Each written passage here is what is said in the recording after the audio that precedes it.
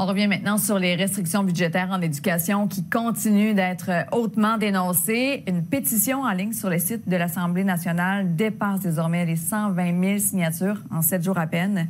Le porte-parole en matière d'éducation du Parti québécois, Pascal Bérubé, affirme que cette pétition établira un nouveau record. Martin Brassard.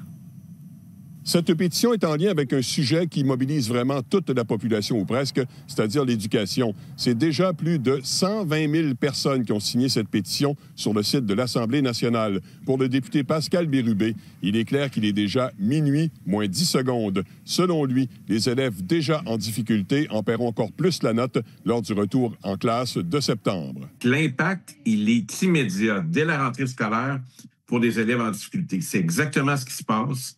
Et c'est pourquoi il y a une mobilisation. C'est pas philosophique, là. Il y a des services à des élèves en difficulté qui existaient jusqu'en juin dernier. Ils seront plus là en septembre. Alors, le ministre de l'Éducation, j'espère qu'il tient compte plus que de cette grogne, de cette mobilisation là, qui est sans précédent. Le Centre de services scolaires des Phares doit couper environ 1 million de dollars, celui des Monts-et-Marais, 550 000.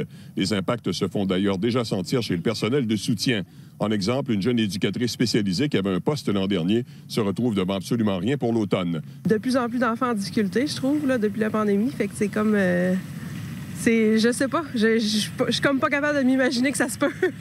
J'ai pas hâte de voir, là, mais j'ai hâte de voir en même temps comment ils vont faire. Je sais pas comment ils vont faire. De plus en plus, dans les classes, ça devient très conflictuel. Il y a beaucoup de besoins, mais pas assez, dans le fond, de solutions pour pouvoir venir en aide à ces jeunes-là. Puis finalement, ça pénalise ceux-là que eux sont capables. Nous, on veut une éducation de qualité pour nos enfants, puis que si des fois certains ont des difficultés, ce qui est tout à fait normal, là, je pense qu'on est rendu là à notre époque, c'est important qu'il y ait le soutien puis qu'ils puissent avoir de l'aide. Puis là, c'est sûr qu'avec les coupures comme ils font en ce moment, là, c'est beaucoup plus difficile puis c'est très inquiétant là, pour l'éducation future. Considérant qu'il s'agit d'un enjeu majeur, il est possible que cette pétition parrainée par Pascal Bérubé établisse un record. On assiste en plein été à une mobilisation sans précédent pour l'éducation et cette pétition n'a pas terminé d'être signée. Là, on en a encore pour plusieurs semaines. Donc, je pense même battre le record qui date de 2011 pour une pétition. Est-ce qu'une pétition du genre peut avoir un réel impact sur les décisions déjà prises du gouvernement?